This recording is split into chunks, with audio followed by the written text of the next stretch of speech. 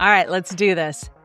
Hello and welcome. In today's video, we are going to talk about the schools of Feng Shui and why they are different and how you can start using them in your home to enhance not only the interior design of your home because you want to make it look beautiful, but that interior design could also have this deeper meaning to your home to enhance your life. Hi, my name is Erica Meyer, and I am an architect who has been fascinated by Feng Shui for many years. Back in 2007, I discovered the practice of Feng Shui through the movie The Secret and went out and got books and immediately got confused. In this video, I am going to give you the solid basics so you understand which school you want to employ in your home to manifest your hopes and dreams. Ba-ba! All right, okay, but let's first start with a little bit of history. 4,000 years ago, a Chinese emperor needed a better way of laying out his kingdom. So he sent off his subjects, like, give me the best ideas of how we should set this up. And so they said, well, we've got those mountains in the background with snow caps, and there's plenty of water in the spring as they run down the mountain. And then we've got all of the lower hills that have so much good timber and trees. So that will be super helpful for our community. And then to the south is this beautiful, warm sunshine. So the mountains behind us will keep us cool and protected, and everything in front of us will be irrigated and warm. And there's that great river that comes from the ocean. So our friends can come on their boats. Let's set that castle, our palace, castle, whatever you'd like to call it, a little higher. So we're out of that floodplain, and we'll put everybody else around us. And then I noticed that the sun rises every morning. So let's make sure our fields are close to the water and hitting that sun. And then midday, our sun is high overhead, warming our homes, keeping us bright and alert and working. And then as the sun sets, we can build a nice bonfire. Once we have a successful layout, and this is working really well for the people, the kingdom expands, and so we want to do it again. And so first they created charts and documented that which they found, and then they started discovering further tools. So the more knowledge they gained, the more complicated these tools became. Check out how complicated it is because they needed this space to contain all of this knowledge. Okay, so does it need to be that complicated? No, it doesn't. So you'll see here that eventually these complicated tools become a shareable graphic. You'll see at the top is our south. Around the outer edges of this bagua, this simplified bagua, are the aspects of our lives that could be enhanced if we are in tune to the energies that are flowing around our homes. That is the practice of Feng Shui, is capitalizing on this beautiful energy once we become aware of it. Okay, great.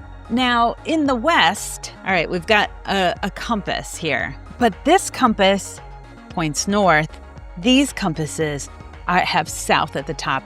And in North America, most of us are used to reading north at the top. I certainly am as an architect. Then in the mid-'80s, His Holiness Grand Master Lin Yun brought the practice of Feng Shui to North America, and specifically the BTB, it's black hat. In your evolution of learning, you're going to hear about these two schools, the Compass School and the Black Hat. Oh, I wish I had a black hat. They look at these 9 aspects ever so slightly differently. I think it's really important, though, for us today. One of the questions that I see constantly in Feng Shui lists of questions is where is my money corner? Have you heard this before? Where's your money corner? Where is your money corner? Or that is my love sector. Well, I think Grandmaster Lin Yun said, listen, these Westerners can't figure out the compass in our bagua. Let's just simplify it for them and say the most important part is to figure out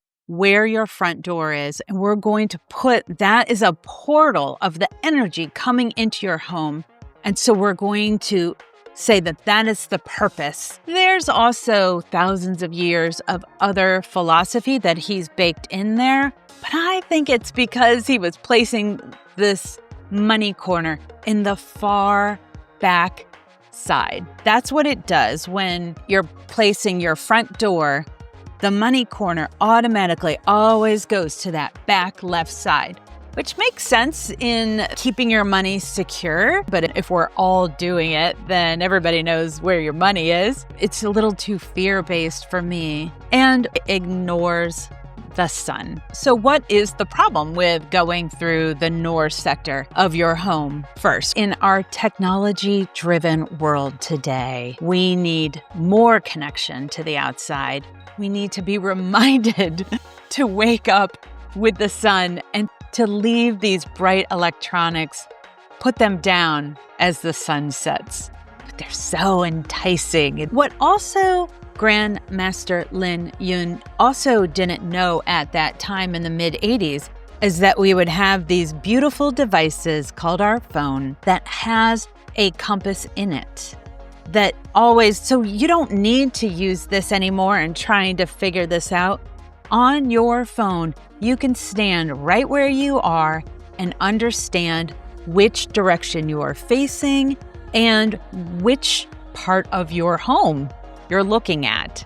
So I think he did the best for the practice of Feng Shui in the mid-'80s, but I also think it is time for us to potentially reconnect to the compass method. So this is my apartment by the ocean, 2007, early 30s, and I really wanted my lifelong partner. And I thought, what can I possibly do? And I certainly was interested if there was a way that I could do something within my home that would attract this love into my life. Let's give it a go. I was also working on the inside of me as well. So we'll talk about that all in a future video on the Southwest and love. But for right now, let's look at this, my original floor plan. Now this is where I started with a simple floor plan that's facing, this is north, and you take this bagua and we put it on top.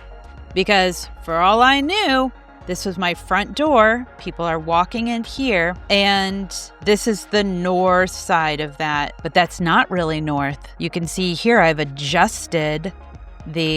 rotated the plan ever so slightly, so that's north. And when we put this color compass on top, and first you find the center of your home by just going from outer point to outer point. This was actually a duplex and there was another apartment on this side here. But then you take your color compass where north, the blue is at the top, south is always red, the water and the fire, and you just place this in the center and there you go. So this southwest here is in a totally different place than southwest here. Now, when you are aligning with your front door and that career and purpose bagua sector, it puts that southwest love sector misaligned with how the sun is moving throughout the day. Even if I stop there, if you like the BTB method and you like where the sectors are falling, it's totally okay, because you are thinking about these aspects of your life and you are trying to improve them. I think you will just get an extra little edge once you change those areas to also align with the sun. So our most powerful energy source in our particular universe is also enhancing and reminding you. One other quick example of how I think this is slightly confusing in another home. This is the front door. This is another door off to this. This was like an porch area. And this was the door that we entered most often. That's where it starts getting confusing. But we put our bagua playset right on top, and our southwest is here. And in this particular home, I decided to paint that room this blue color that I was really, truly trying to figure out.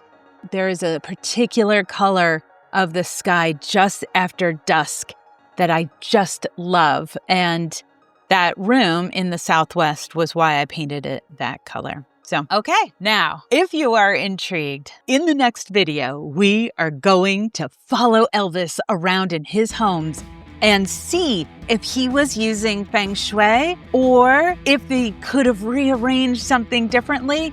If you like Elvis, I think it's just a fun way to look at his homes.